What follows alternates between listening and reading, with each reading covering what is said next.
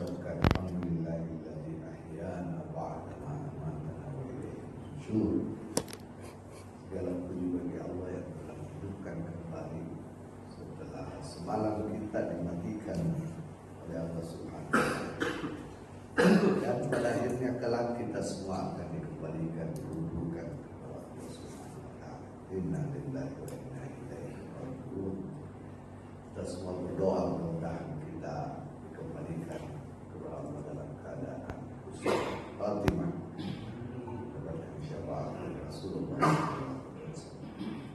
Kita lanjutkan kembali kajian-kajian kita terkait dengan ilmu akhlak di dalam Islam. Kali ini kita akan melihat 5 contoh akhlak terbaik yang diperkenankan oleh Al-Quran kepada umat Islam, kepada kita yang memiliki keyakinan terhadap Al-Quran. Al-Quran mencontohkan banyak akhlak dalam Al-Quran, tapi pagi ini dalam waktu yang terbatas kita akan melihat 5 model akhlak yang dicontohkan Al-Quran pada kita semua untuk kita jadikan sebagai pelajaran untuk mengembangkan akhlak kita. Yang pertama, Bapak, Ibu dan Jemaah sekalian berbahagia, adalah akhlak pentingnya bergembira ketika kita berbuat baik. Bergembira ketika kita berbuat baik. Jadi alladzina idza ahsanu istawsyaru. Kalau kita berbuat baik itu harus ada muncul rasa gembira. Allah Subhanahu wa taala berfirman di dalam Al-Qur'an surat Yunus ayat 58. A'udzubillahi minasyaitonir rajim. Qul bi fadlillahi wa rahmah. Qul bi fadlillahi wa bi rahmatihi fa bidzalika falyafrahu huwa khairum mimma yajma'un. Allah Subhanahu wa taala berfirman dalam Al-Qur'an surah Yunus ayat 58. Katakanlah Muhammad kepada umatmu, bi fadlillahi wa bi rahmatihi, dengan karunia dan rahmat Allah Subhanahu wa taala, fa bidzalika, dengan itu saja, dengan yang dua itu, dengan yang demikian itu, falyafrahu, hendaklah mereka girang. Jadi yang dimaksud dengan yafrahu itu girang, senang, girang. Girang itu adalah rasa senang yang tidak bisa dibohongi, yang muncul dari dalam. Al-Quran mengajarkan kepada kita, Bapak dan Jemaah sekalian berbahagia, seharusnya manusia itu girang hanya kalau dia mendapatkan 2 hal, yaitu karunia Allah dan rahmat Allah Subhanahu wa taala. Wa bi fadlillahi wa bi rahmatihi falyafrahu. Wa bidzalika yafrahu. Dengan yang begitu orang harus girang. Status tidak perlu bikin girang. Ya, misalnya kita status kita dapat cucu, ya alhamdulillah, ya kita bersyukur kepada Allah, tapi tidak usah terlalu girang. Yang harus kita perhatikan, apakah ketika kita dapat cucu itu kita mendapatkan karunia dan rahmat Allah Subhanahu wa taala. Kita tambah baik, kita tambah dekat dengan Allah Subhanahu wa taala. Yang harus bikin girang kalau orang tambah dekat kepada Allah Subhanahu wa taala. Saya ini Bapak Ibu baru sebulan menikah, ya, baru sebulan menikah karena istri saya 2 tahun yang lalu meninggal. Terus saya menikah sebulan lalu. Istri saya suka bilang, saya senang sekali suami saya Ustadz. Saya bilang, terus kalau Ustadz kenapa? Jadi kalau suami Ustadz, alhamdulillah bisa belajar. Ya, bisa belajar. Tapi apakah dengan suami Ustaz itu kita tambah dekat kepada Allah Subhanahu wa taala? Nah, menurut Al-Quran, Yang harus bikin kita girang itu adalah tambah dekatnya kita dengan Allah Subhanahu wa taala. Misalnya kita dapat cucu, dapat anak, dapat menantu, ya alhamdulillah. Tapi apakah dengan dapat cucu, dapat menantu kita tambah dekat dengan Allah Subhanahu wa taala? Ya. Lalu ditanya, mana yang lebih utama, orang sabar, orang miskin yang sabar, atau orang kaya yang bersyukur? Ya. Mungkin pertanyaannya tidak terlalu tepat, karena manusia nanti di akhirat tidak dihisab kaya atau miskin. Yang orang dihisab nanti dia hidup di sini bersyukur atau sabar. Jadi kalau orang miskin sabar, ya itu baik. Orang kaya bersyukur, itu juga baik. Jadi bukan status orang yang bikin orang itu harus girang, tapi apakah dengan statusnya ia itu bisa mendekatkan diri kepada Allah Subhanahu wa taala. Ada orang miskin baik karena dia bersabar, tapi ada orang miskin tidak baik karena dia tidak bersabar. Ada orang kaya baik karena dia bersyukur, tapi ada orang kaya tidak baik dan tidak bersyukur. Jadi yang bikin orang harus girang adalah apakah dia bersabar dalam hidup atau syukur dalam hidup. Nah, itulah makna daripada ayat qul bi fadlillahi wa bi rahmatihi fabidzalika yafrahu. Imam Ibnu Qayyim al-Jauziyah dalam kitabnya yang berjudul Madarijus Salikin di bab bergembira. Jadi dalam kitab Madarijus Salikin ini, kitab Ibnu Ahlan, itu ada satu bab namanya bergembira. Kata beliau, para ulama salafus saleh menafsirkan fadlullah dan rahmatullah itu dengan Al-Quran dan pengamalan Al-Quran. Iya. Jadi baru disebut rahmat Allah kalau itu memang anugerah Allah yang baik seperti Al-Quran. Dan baru disebut rahmat Allah kalau Al-Quran itu dibaca, dipahami, diamalkan. Nah, itu tak mudah menjadi rahmat. Jadi kalau kita masuk masjid ini doanya adalah Allahumma ftahli abwaaba rahmati. Kalau kita keluar, Allahumma ftahli abwaaba fadli. Itu diambil dari ayat ini. Jadi Nabi tidak sembarang mengajarkan doa. Diambil dari ayat ini. Kita masuk masjid, ya Allah kasih saya karunia. Kita rahmat, kita keluar, ya Allah kasih saya karunia. Karena hanya dengan dua itulah manusia pantas girang. Girang. Kalau alhamdulillah syukurillah bersyukur ala kulli hal. Ya, kita harus bersyukur Nabi mengajarkan ala kulli hal dalam semua keadaan. Tapi kalau girang menurut Al-Quran, girangnya itu kalau kita naik kelas, Pak. Ya, baru kita girang, naik kelas tambah dekat dengan Allah Subhanahu wa taala. Ya. Misalnya kita bersyukur dapat rezeki, alhamdulillah. Tapi apakah kita perlu girang? Tergantung. Kalau rezeki itu mendekatkan diri kita kepada Allah Subhanahu wa taala, dia jadi karunia Allah Subhanahu wa taala. Dia jadi rahmat Allah Subhanahu wa taala. Bagi kita menjadi girang. Orang girang karena berbuat baik itu ada 3 jenis. Ini yang dibenarkan dalam ilmu akhlak. Yang pertama, kalau ada orang melakukan amal baik dengan niat ikhlas, niatnya ikhlas lillahi ta'ala, ya. Tapi tiba-tiba orang lain tahu berbuat baik, lalu muncul rasa senang, itu tidak masalah, tidak masalah. Kan dia tadi waktu berbuat baik itu memang lillahi ta'ala, tapi tiba-tiba ada orang yang tahu, oh ternyata yang nyumbang kubah masjid ini Pak Haji Rahmat. Nah, orang pada tahu tuh sekampung. Lalu Haji Rahmat senang, girang, karena masyarakat tahu dia ikut menyumbang. Itu tidak ada masalah selama dia waktu berbuat tadi di awal lillahi ta'ala. Ya, lillahi ta'ala. Jadi gembiranya dia karena orang lain tahu, itu bukan riya. Itu manusia. Itu manusia. Itu tidak ada masalah. Ya. Yang kedua, kalau ada orang berbuat baik, nggak ada yang lihat, tapi dia bahagia karena dia yakin Allah Subhanahu wa taala yang lihat. Ada orang berbuat baik biasa saja, tidak bahagia dilihat oleh Allah. Ini perlu evaluasi diri. Karena akhlak terpuji dalam Al-Quran salah satunya adalah orang girang karena berbuat baik. Girang, muncul rasa girang. Lebih girang daripada yang lain. Misalnya nonton bola, ya, timnya menang, girang kan? Tidak perlu terlalu girang. Coba lihat nih orang nonton. Indonesia menang girang, Indonesia kalah menghujat. Itu begitu. Ya, dunia begitu.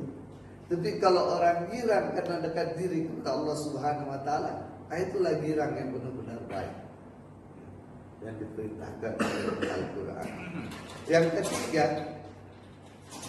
ini yang paling tinggi. Kalau orang berbuat baik dan dia senang karena dia mengharapkan ridha Allah Subhanahu wa taala. Dia tidak harap apa-apa yang lain kecuali ridha Allah Subhanahu wa taala. Orang menghujat enggak ada masalah. Orang mengkritik enggak ada masalah. Toh yang diharapkan adalah ridha Allah Subhanahu wa taala. Nah, ini sudah tingkat tinggi. Akhlak sudah tingkat tinggi. Dia tidak mencari apa-apa kecuali wajah Allah Subhanahu wa taala. Karena wajah Allah Subhanahu wa taala itu yang kekal. Segala sesuatu Bapak Ibu yang kita sandarkan kepada yang tidak kekal, pasti ikut tidak kekal. Kita punya barang, kita punya anak, kita punya istri, kita punya kebun, kita punya saham, kita sandarkan kepada yang tidak kekal, pasti juga ujungnya tidak kekal. Tapi segala sesuatu yang kita sandarkan kepada yang kekal itu hanya wajah Allah. Kullu man 'alaiha fan wa yabqa wajhu rabbika dzul jalali wal ikram. Kalau kita sandarkan amal kita kepada wajah Allah, ridha Allah kata para ulama, maka pasti kekal. Itulah akhlak yang paling penting. Yang pertama dari Al-Quran menunjukkan akhlak terbaik yang pertama itu adalah bergembira riang, ya, girang, senang, melonjak-lonjak dalam hati karena berbuat baik. Yang kedua, apa akhlak terbaik yang diperkenalkan Al-Quran kepada kita ini umat Islam dan kepada semua manusia sebenarnya. Al-Quran yang diturunkan untuk semua manusia. Karena Nabi kita, Nabi terakhir sallallahu alaihi wasallam. Walladzina idza fa'alu fahishatan aw zalamu anfusahum dzakaru wastaghfaru li dzunubihim wa may yaghfiru dzunub illallah walam yang penting walam yusirru ala ma fa'alu walam yusirru ala ma fa'alu. Jadi ciri akhlak terbaik yang diperkenalkan Quran adalah orang yang kalau orang itu berbuat dosa, berbuat maksiat, berbuat dosa, pelanggaran, dia langsung sadar. Dia langsung sadar. Artinya berbuat dosanya tidak sadar, Pak. Ya. Kan kalau ada orang sadar berbuat dosa, enggak begitu. Kalau sudah sadar berbuat dosa, terus berikutnya apa? Kalau ini dia tidak sadar berbuat dosa, setelah itu dia sadar, langsung dia sadar, langsung ingat Allah Subhanahu wa taala. Dia ingat Allah. Wastaghfaru li dzunubihim, dan dia mohon ampun terhadap dosanya tersebut. Ya. Dan yang paling penting adalah walam yusirru ala ma fa'alu. Dia tidak diam, dia tidak berkekalan, dia tidak teruskan kesalahan itu. Nah, itu yang paling penting. Itulah akhlak yang luar biasa terpuji. Tiba-tiba kebanyakan manusia kalau berbuat salah itu dia justifikasi kebenarannya. Dia bikin pembenaran atas kesalahannya. Kebanyakan manusia seperti itu. Mayoritas manusia kalau berbuat salah, dia cari pembenaran atas kesalahannya. Itulah akhlak tercela. Kalau akhlak terpuji, ketika dia sadar ini salah, langsung dia tidak teruskan itu perbuatan. Langsung dia stop itu perbuatan. Ini minta ampun kepada Allah Subhanahu wa taala. Dan Allah Subhanahu wa taala akan ampun. Allah Subhanahu wa taala Maha Pengampun.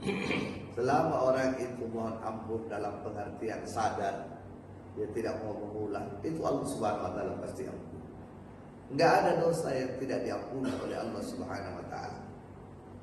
Selama orang itu belum meninggal, dia taubat kepada Allah, tidak ada. Ibnu Mas'ud pernah melaporkan, pernah satu waktu Nabi kita sallallahu alaihi wasallam di masjid di Madinah, ya, ada anak muda di luar nangis-nangis, ya Rasulullah, ya, tidak bisa lagi dikasih tahu, dia nangis sedih sekali seperti orang sudah mau pingsan. Suruh masuk ke tanah, masuklah dia. Tanya oleh Rasulullah, kenapa kamu? Ya Rasulullah, tak mungkin dosa saya diampuni oleh Allah Subhanahu. Apa dosa yang kamu pernah berbuat sehingga kamu yakin Allah tidak mungkin ampun? Saya tidak bisa cerita ya Rasulullah. Dosa saya lebih besar dari bumi dan langit. Apa dosa yang kamu lakukan lebih besar bumi? Lebih besar lagi dari 7 lapis bumi dan 7 lapis langit ya Rasulullah. Dan seterusnya dia cerita dosanya nggak ada lagi lebih besar. Tiba-tiba Nabi bilang, apakah dosamu lebih besar dari ampunan Allah Subhanahu Wa Taala? Mana lebih besar dosamu dibanding ampunan Allah Subhanahu Wa Taala? Dia ceritalah dosanya. Dia bilang, saya ini penggali kuburan ya Rasulullah. Saya tidak cukup untuk biaya hidup itu. Honor dari menggali kuburan. Orang kasih duit habis kuburan. Tidak cukup untuk biaya keluarga saya. Sehingga saya terpancing setiap orang pulang keluarganya itu, saya ambil itu, gali kembali itu jenazah. Saya ambil itu kain kafan. Saya jual di pasar sebagai tambahan. Oh itu dosa yang paling besar yang kamu bilang tidak mungkin. Bukan ya Rasulullah. Ada lebih besar dari itu. Pernah satu waktu ada gadis dikuburkan, cantik, dan keluarganya pulang seperti biasa. Saya ambil kain kafannya untuk saya jual, tapi saya tergoda. Dia setubuhi itu gadis. Tiba-tiba Rasulullah SAW mukanya merah. Ya. Dalam riwayat Ibnu Mas'ud itu dikatakan mukanya merah. Dan dia suruh keluar itu anak muda. Lebih bagus kamu keluar dari masjid. Saya khawatir api neraka membakar engkau dalam masjid. Dia keluar. Karena dia sedih, merasa dosa yang tidak mungkin diampuni Allah dan Rasul suruh keluar dia dari masjid. Dia pergi ke pinggiran kota Madinah, ya, ke bukit. Kalau kita ke Madinah itu banyak bukit-bukit di sekitar. Dia naik ke situ. Dalam riwayat dikatakan 40 hari 40 malam dia bertobat kepada Allah Subhanahu Wa Taala. Sampai kulitnya itu hitam dibakar matahari. Kalau kita saya baru pulang minggu lalu dari umroh, 41 derajat itu saya tidak bayangkan itu orang di atas bukit itu ya, bertobat itu di situ. Dia buka bajunya, tangannya diikat di belakang. Bertobat kepada 40 hari 40 turunlah ayat kepada Rasulullah sallallahu alaihi wasallam, walladzina idza fa'alu fahishatan aw zalamu anfusahum fastaghfiru. Dan Nabi minta Ibnu Mas'ud diantarkan anak muda itu dan dia sampaikan kepadanya, bilanglah kau sudah diterima tobatmu oleh Allah Subhanahu Wa Taala. Lalu Nabi berpaling kepada sahabatnya, kalau kalian bertobat seperti tobatnya ini anak muda, maka pasti tobat kalian diterima oleh Allah Subhanahu Wa Taala. Jadi bapak dan ibu jemaah sekalian berbahagia, selama orang itu serius, sungguh-sungguh sadar ingin kembali kepada Allah Subhanahu Wa Taala, Allah Subhanahu Wa Taala pasti terima. Jangankan Allah, kita saja orang tua, anak kita kalau sudah berbuat salah, selama anak kita itu berbuat salahnya itu sudah sadar, mau kembali perbaiki diri, tidak ada orang tua yang tidak terima anaknya berbuat. Bagaimana dengan Allah Subhanahu Wa Taala? Kita saja orang tua tidak tega melihat anak kita habis berbuat salah, dia sadar mau memperbaiki, pasti kita terima. Maka akhlak yang paling tercela kalau ada orang berbuat dosa lalu berketerusan dengan dosa itu, dia tidak ada kesadaran untuk kembali. Tidak, akhlak yang paling buruk adalah orang berketerusan. Ali bin Abi Thalib pernah ditanya, ya Amirul Mukminin, menurut kamu apa itu dosa besar dan apa itu dosa kecil? Beliau bilang, dosa kecil itu adalah dosa yang kamu selalu taubat dan menyesalinya, meskipun sebenarnya dosa itu besar. Dan dosa besar itu kata beliau adalah dosa yang kamu tidak pernah menyesal, kamu terus meskipun itu dosa kecil. Jadi bisa jadi dosa kecil jadi dosa besar karena orang berketerusan memandang enteng itu dosa. Tapi bisa jadi dosa besar dan kecil di hadapan Allah, ya bukan per definisi, tapi dalam pandangan Allah bisa menjadi kecil. Karena dosa besar itu orang menyesal, dia tobat kembali kepada Allah Subhanahu Wa Taala. Ayat itu yang kedua. Dan katanya ketika ayat ini turun, itu iblis serapat dengan para krunya, para udah semua ya iblis, nggak bisa lagi kita kalau seperti ini. Setiap manusia kalau tobat diterima. Buat apa kita goda manusia? Jadi iblis putus asa ini melihat ayat. Tapi kalau orang tobat diterima. Dan buat apa kita goda manusia berbuat dosa? Di situ dia tobat diterima oleh Allah Subhanahu Wa Taala. Ini ayat luar biasa. kalau orang renungkan ayat ini. Mestinya di dunia ini terjadi revolusi mental. Setiap hari ada orang jadi baik gitu. Kalau orang renungkan ini ayat. Setiap hari mestinya orang. Itu iblis sampai putus asa terhadap ayat ini. Akhirnya ada satu muridnya iblis. Ada satu muridnya iblis namanya Was-was Khannas. Was-was Khannas. Dia bilang, iblis, saya tahu gimana caranya mengatasinya ini ayat. Gimana kata iblis? Kata dia, kita tipu itu anak-anak Adam dengan janji-janji palsu dan angan-angan panjang. Kalau kita bisa tanamkan kepadanya janji-janji palsu dan angan-angan panjang, pasti dia tunda-tunda dosanya. Jadi dia tidak minta tobat kepada Allah. Kata iblis, betul. Kita masih bisa masuk itu. Jadi sebenarnya kalau kita lagi berbuat salah, berbuat dosa, lalu kita tunda-tunda, itu pekerjaan iblis itu. Itu usulannya satu muridnya namanya was-was Khannas. Was-was Khannas. Kadang-kadang kita tunda-tunda tobat, tunda-tunda perbaiki kesalahan. Itulah kerjaan iblis itu. Yang ketiga, akhlak yang ketiga, Bapak Ibu sekalian berbahagia.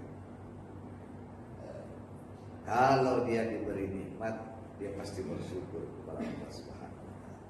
Akhlak paling terpuji yang selalu diangkat Al-Qur'an itu kalau orang diberi nikmat, pasti dia bersyukur kepada Allah. Nikmat mana saja? Nikmat tinggi, lahir, nikmat batin, nikmat sehat, nikmat rezeki, pasti dia bersyukur kepada Allah Subhanahu. Saya ini Pak, 3 kali jadwal ceramah saya cancel karena suara tidak keluar. Ini ceramah yang saya baru keluar suara. Rasanya bersyukur sekali, suara bisa keluar, ya Allah. Meskipun masih terengah-engah, jadi ya suara kalau perubahan cuaca kan begitu ya. Tapi 3 kali saya tidak, flyer sudah beredar, mohon maaf Pak, saya tidak bisa suara, tidak bisa keluar, hanya bisa WA. Ketika keluar sedikit itu rasanya, ya Allah Subhanahu wa taala. Syukur kita luar biasa kalau Allah Subhanahu. Hanya nikmat suara Pak, nikmat suara. Jadi sebenarnya sesuatu itu kalau sudah rutin kayak bukan nikmat. Tapi kalau kita baru dapat, baru nikmat. Itu ikan. Perhatikan ikan. Itu ikan hidup dari air, makanannya dari air, napasnya dari air. Di kirinya air, di depannya air, di kanan air, belakang air, bawah air, atas air. Tapi ikan itu tidak pernah bersyukur kepada air. Kapan ikan ingat air? Oh, sudah dikeluarkan dari air Pak. Oh, dia menggelepar-gelepar di tanah, baru dia pengen ke air. Tadinya dia itu seluruh hidupnya karena air. Begitulah manusia. Kita ini tidak pernah lepas dari nikmat Allah Subhanahu wa taala. Namanya nafasur rahman. Allah Subhanahu wa taala berfirman, ketika bayi itu, cabang bayi sudah sempurna di dalam rahim, sudah jadi makhluk sempurna secara fisik, Allah Subhanahu wa taala berfirman, wa nafakhtu fihi min ruhi, dan aku tiupkan ruhku ke dalamnya. Maka sejak itulah nafasur rahman, nafasur rahman.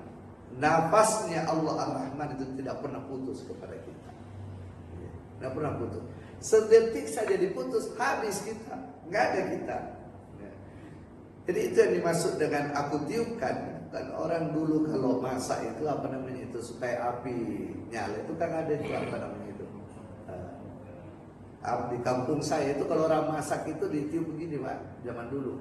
Kalau itu berhenti, apinya juga berhenti. Nah itu nafaktu itu begitu. Jadi kalau Allah berhenti tiupkan ini ke kita itu sebagian ruhnya, udah berhenti kita itu, nggak ada apa-apa di kita. Nggak ada artinya itu otak, nggak ada artinya jantung, sistem saraf, nggak ada. Kalau kita ke dokter ke rumah sakit, itu yang diperbaiki kan sistemnya Pak, sensornya, sistemnya, notifikasinya itu yang diperbaiki oleh dokter. Tapi itu semua nggak ada artinya itu sistem kalau itu nafas dari Allah itu dihentikan, itu nggak ada artinya itu, nggak ada artinya semua itu dihentikan. Orang tidak bersyukur seperti ikan tidak mensyukuri air itu. Karena seakan-akan ini udah sesuatu yang rutin, default, ya sudah jadi kepemilikan. Ini yang jadi persoalan. Jadi Allah Subhanahu wa taala berfirman dalam surat Sabah ayat 13. i'malu ala Daud syukran wa qalilun min ibadi asyakur. I'malu ya Daud syukran. Keluarga Daud, syukurlah kalian dalam hidup ini. Dan terlalu sedikit dari hamba Allah itu yang bersyukur. Kata Al-Quran ini Pak, terlalu sedikit dari hamba Allah yang bersyukur. Kata Al-Quran, Al-Quran pasti benar. Maka jadilah orang yang sedikit itu. Kita jadilah orang yang sedikit itu. Karena kata Al-Quran terlalu sedikit orang yang bersyukur. Mengapa terlalu sedikit orang yang bersyukur? Karena orang yang bersyukur itu bukan orang yang mengucapkan Alhamdulillah. Orang yang bersyukur itu kata Imam Ahmad An-Naraqi dalam Jami'us Saghir, syukur itu adalah pertama, kriteria syukur, kita harus menyadari nikmat itu, sadar dengan nikmat itu, sadar. Kalau orang tidak sadar dengan nikmat, nikmat itu jalan gitu aja Pak rutin, dia sadar. Yang gini, Haji ngasih saya sesuatu, lalu saya masuk kantong, saya lupa, itu mereka nggak sadar itu dengan nikmat. Tapi kalau Haji ngasih saya sesuatu, saya ingat terus, saya lihat, saya ingat yang ngasih, itu sadar tuh dengan nikmat. Jadi syarat syukur yang pertama itu sadar dengan nikmat. Kita kenali nikmat itu, kita kenali yang berikan kita nikmat itu. Itu syarat pertama itu, sadar. Kita tahu nikmatnya itu apa, yang ngasih siapa, rasanya gimana. Nah, itu dulu syarat bersyukur itu. Baru setelah itu muncul rasa sukacita. Rasa sukacita, senang berterima kasih kepada yang ngasih. Nah, syarat kedua itu. Baru yang ketiga kita nampakkan rasa sukacita itu dengan perbuatan. Nah, kita nampakkan. Ada orang ngasih kita cincin. Kita rasain, oh cincin ini bagus, yang ngasih Pak ini gitu. Lalu kita tampakkan, kita pakai di depannya. Sebenarnya kita nggak terlalu suka si cincinnya, dan kita tampakkan, kita pakai di depannya. Itu namanya bersyukur. Berterima kasih, tampakkan. Begitulah orang atau hamba yang bersyukur kepada Allah Subhanahu Wa Taala. Dia sadar dengan kemuliaan Allah. Ya, dia tahu bahwa Allah yang berikan. Ya. Ada orang yang ngasih ke dia, tapi dia sadar orang itu hanyalah wasilah yang dipakai oleh Allah untuk berikan kepada diri. Lalu dia tampakkan rasa sukanya itu, senangnya dengan amal. Nah itu baru. Maka Al-Quran mengatakan, wa qalilun min ibadis syakur. Terlalu sedikit dari hamba Allah yang bersyukur. Itulah akhlaknya. Yang keempat, akhlak yang keempat. Kita cuma bicara 5 akhlak karena waktu kita yang sempit. Akhlak yang keempat yang sering disebut Al-Quran sebagai akhlak terbaik adalah orang kalau dikasih ujian yang berat Allah Subhanahu Wa Taala, niscaya dia sabar. Dia sabar. Wala nabluwannakum bi syai'in minal khawfi wal ju' wa naqsim minal amwali wal anfus was samarat wa basyiris sabirin. Wa basyiris sabirin. Semua orang akan diuji, Pak. Semua orang akan diuji oleh Allah Subhanahu Wa Taala dengan berbagai macam ujian. Ujian harta, ujian jabatan, ujian pekerjaan, ujian keluarga, ujian anak, ujian istri, sampai ujian dirinya sendiri. Ya, orang takut kehilangan nyawanya. Ya, takut sakit, takut meninggal, takut ini. Wabasyiris sabirin. Tapi kata Allah Subhanahu Wa Taala, dalam di tengah-tengah ujian itu gembirakanlah hamba-Ku yang bersabar. Bersabar. Alladzina idza asabatuhum musibah qalu inna lillahi wa inna ilaihi raji'un. Ya. Orang yang sabar itu selalu mengucapkan inna lillahi wa inna ilaihi raji'un. Tetapi orang yang sabar itu, yang menerima ujian itu, bukanlah orang yang tidak berusaha. Tidak berusaha. Tidak berusaha memperbaiki kondisi ketika diuji oleh Allah Subhanahu Wa Taala. Kalau saya ditanya, Pak Amin, sabar itu apa definisi yang paling progresif, yang paling bisa bikin orang tidak sekedar menerima? Saya bilang sabar itu adalah respon positif terhadap semua keadaan. Nah, respon positif. Misalnya kita sakit, saya lagi sakit nih. Sakit. Apa respon positif kalau kita sakit? Ya tentu berobat, Pak. Ya. Menjaga makanan, ya. Menjaga minuman, ya. Menjaga pola hidup, dan berdoa kepada Allah. Mudah-mudahan Allah angkat penyakit kita, Allah berikan kita kesembuhan, sehingga kita kembali sehat seperti sedia kala, lahir dan batin. Nah, itu respon positif. Tapi kalau ada orang sakit, tidur saja, berharap sembuh, tidak melakukan apa-apa, itu bukan sabar. Meskipun dia mengucapkan inna lillahi wa inna ilaihi raji'un. Filosofi ucapan inna lillahi wa inna ilaihi raji'un itu maksudnya semuanya sumbernya dari Allah. Bukan filosofi semuanya diterima tanpa usaha. Bukan. Jadi sabar itu respon positif terhadap semua keadaan. Bisa juga kita diuji Allah dengan kekayaan, dengan nikmat yang besar, jabatan yang tinggi, wewenang yang kuat. Bagaimana respon positifnya? Ya memanfaatkan itu dengan baik, menggunakan dengan maksimal. Kalau Allah kasih kita kekayaan lalu kita boros, nah itu namanya respon negatif, tidak positif. Kita tidak lulus, kita tidak sabar. Jadi sabar itu bukan cuma menerima, tapi kadang sabar itu artinya mengerem. Itu juga sabar. Itu kalau orang main bola tuh Pak, mau main bola, kasak kusuk menyerang, pasti salah satu kaptennya bilang sabar, sabar. Jadi menyerang juga itu butuh sabar, yakni direm. Nah, gitu. Jadi kalau kita dapat kekayaan banyak, sabar itu rem-rem bikin pengeluaran. Nah, itu sabar artinya. Sabar itu bukan pasif, bukan pada diri. Tetapi filosofi inna lillahi wa inna ilaihi raji'un itu artinya kita yakini semua itu sumbernya dari Allah. Ya. Itu ujian dari Allah. Bukan penderitaan itu yang dari Allah, ujiannya Pak. Ujiannya dari Allah.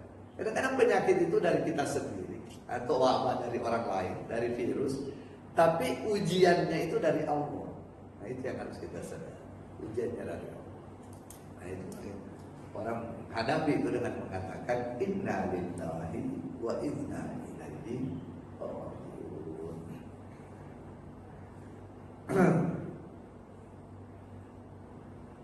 Yang terakhir, akhlak terpuji, akhlak terbaik yang diperkenalkan Al-Quran. Kalau orang marah, kita marah kepada mungkin anak, mungkin murid, mungkin ke teman bisnis, marah. Kadang kita marah. Nah, apa akhlak terbaik kalau orang marah? Al-Quran mengatakan, wasari'u ila magfiratin min rabbikum wa jannatin arduhas samawati wal ardi. Lomba-lombalah kalian menuju surga yang sudah disiapkan Allah Subhanahu wa taala seluas langit dan bumi. Di surga ini kapasitasnya luas, Pak. Allah sudah siapkan supaya semua manusia bisa masuk surga. Tinggal orang itu mau masuk apa tidak. Uiddat lil muttaqin. Surga itu disiapkan untuk orang-orang yang bertakwa. Nah, salah satu akhlaknya orang yang bertakwa, alladzina yunfikuna fis sarra'i wad dharra.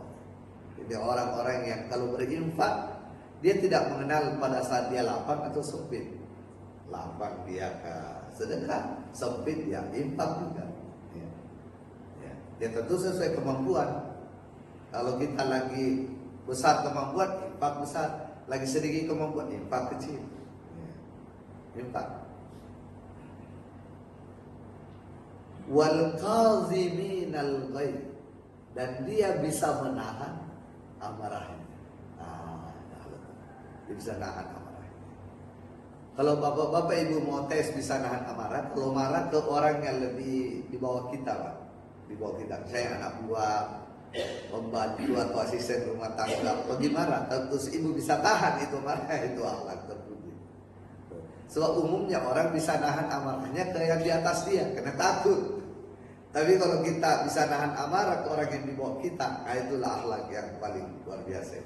Ke anak, ya, suami ke istri, dan seterusnya. Ke orang yang lebih posisi di bawah. Wal ghadiminal ghaib wal 'afina 'anil nas. Dan dia memaafkan manusia kalau dia berbuat salah kepadanya. Wallahu yuhibbul muhsinin. Allah cinta ke orang seperti itu. Allah jatuh cinta kepada orang yang akhlaknya seperti itu. Dia bisa tahan amarahnya, dia bisa memaafkan. Nah itulah Bapak Ibu yang sekali berbahagia. 5 akhlak terbaik yang diperkenalkan Al-Quran kepada kita. Pertama, orang yang terbiasa girang bergembira kalau berbuat baik. Yang kedua adalah orang yang kalau berbuat salah dia langsung sadar, nggak ada jeda waktu. Pas dia sadar langsung istighfar. Setelah istighfar dia stop. Dia stop. Yang ketiga, kalau dia diberi nikmat Allah Subhanahu wa taala, nikmat sekecil apapun, dia bersyukur. Yang keempat, kalau dia diberikan cobaan ujian Allah, dia sabar. Dan yang terakhir, kalau dia marah, dia bisa tahan amarahnya. Dan kalau ada orang berbuat salah kepada dia bisa memaafkan. Nah, inilah akhlak terbaik. Dan kalau mau baca sejarahnya Nabi kita, ya itulah akhlaknya Nabi kita Sallallahu Alaihi Wasallam. Nah bagi kita ini mungkin masih jauh, saya ini masih jauh dari seperti itu. Yang bisa kita lakukan adalah belajar, membaca, terus mengaji, dan setiap hari memperbaiki diri, Pak. Dan memperbaiki diri itu kita lihat ke diri, bukan lihat ke orang. Jadi kalau lihat dalil-dalil begini, jangan lihat ke orang, lihat ke diri kita. Saya mau tutup ini dengan cerita saja ini, bahwa kita itu dalam ilmu akhlak pentingnya melihat ke diri, bukan ke orang. Saya ada suami istri ceritanya ini, suami istri. Ini suami dia mengeluh karena menurut dia pendengaran istrinya susah. Iya, terganggu pendengaran istrinya. Ini istri saya ini pendengarannya parah ini. Kata suaminya. Akhirnya dia ke Alodok tahu Alodok ya. Dia chatting online dengan dokter, konsultasi. Dok, istri saya pendengarannya parah. Kira-kira bagaimana itu tingkat keparahannya dan bagaimana mengobatinya? Dokter balas, gampang. Bapak berdiri saja kira-kira 4 meter dari istri, terus Bapak ucapkan sesuatu. Kalau Bapak belum dengar, Bapak dekatkan diri lagi 3 meter. Belum dengar lagi, dekatkan lagi 2 meter. Sampai 1 meter. Nanti Bapak bisa tahu tingkat keparahan pendengaran istri itu. Akhirnya satu waktu dia cari waktu, dia berdirilah itu kira-kira 4 meter dari istrinya. Terus dia mengucapkan kalimat sesuatu. Menurut dia istri nggak dengar, dekat lagi, nggak dengar lagi, dia dekat lagi. Sampai 1 meter istri belum dengar. Akhirnya dia mendekat, bisikin telinga, Bu, apa yang kita makan hari ini gitu. Ya, dan tadi dia mengucapin apa yang kita makan hari ini. Terus istrinya bilang, sayang saya sudah jawab dari tadi 4 kali. Hari ini kita makan kambing. Jadi sebenarnya yang rusak pendengarannya siapa? Yang rusak pendengarannya suaminya sebenarnya. Cuma selama ini dia kira istrinya yang rusak pendengarannya gitu. Nah begitulah dalam ilmu akhlak. Ilmu akhlak itu susah kita jadi baik kalau akhlak orang yang kita perhatikan. Jadi dalam ilmu akhlak itu, saya sudah pernah sampaikan di sini. Dalam ilmu akhlak itu ada namanya musyarakah, muraqabah, muhasabah. Ya. Kalau pagi-pagi gini kita bikin musyarakah, target-target Pak. Apa yang kita mau perbaiki dari akhlak kita hari ini? Sepanjang hari kita namanya melakukan muraqabah. Selalu merasa diawasi oleh Allah Subhanahu wa taala. Nanti malam sebelum tidur kita melakukan namanya muhasabah. Ya, apakah target kita sehari ini terpenuhi atau tidak? Kalau target kita terpenuhi, alhamdulillah ya Allah, Engkau bantu saya memperbaiki akhlak saya. Kalau tidak, besok kita perbaiki lagi. Tapi itu kita melihat ke diri kita. Jadi ilmu akhlak itu melihat ke dalam, dia nggak melihat ke luar. dia melihat ke dalam. Hanya kita dengan Allah Subhanahu wa taala yang bekerja pada saat itu. Nah, orang-orang di luar itu hanya jadi ibrah saja, pelajaran. Ya, di luar bandel, nakal itu pelajaran bagi kita. Tapi perbaikannya adalah kayak kita. Mudah-mudahan Allah Subhanahu wa taala kasih kita senantiasa setiap hari hidayah dan istiqomah. Ya, kita bisa perbaiki terus diri kita, Bapak Ibu, Mas sekalian. Anak-anak kita di rumah juga selalu dijaga oleh Allah Subhanahu wa taala dengan hidayah, istiqomah. Sehingga kita semua ini setiap hari yang hanya adalah perbaikan terus. Mungkin begitu yang bisa saya sampaikan pada pagi hari ini. Sebelum saya tutup, mungkin ada satu pertanyaan atau dua pertanyaan sebelum saya tutup. Silakan. Saya izin minum, Pak.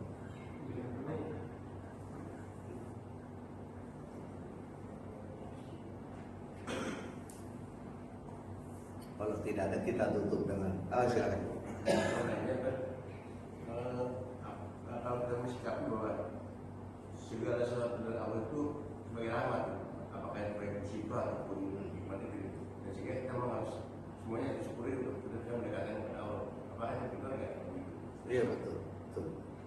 Mau dia kebaikan, nikmat, menurut kita baik, menurut kita itu kesulitan, itu pasti ujian. Itu cara Allah bikin naik kelas saja itu.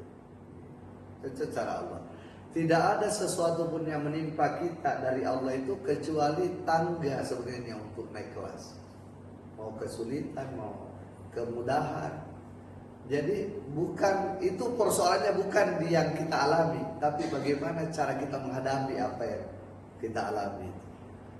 Respon kita terhadap apa yang kita alami itu yang paling penting, bukan apa yang kita alami.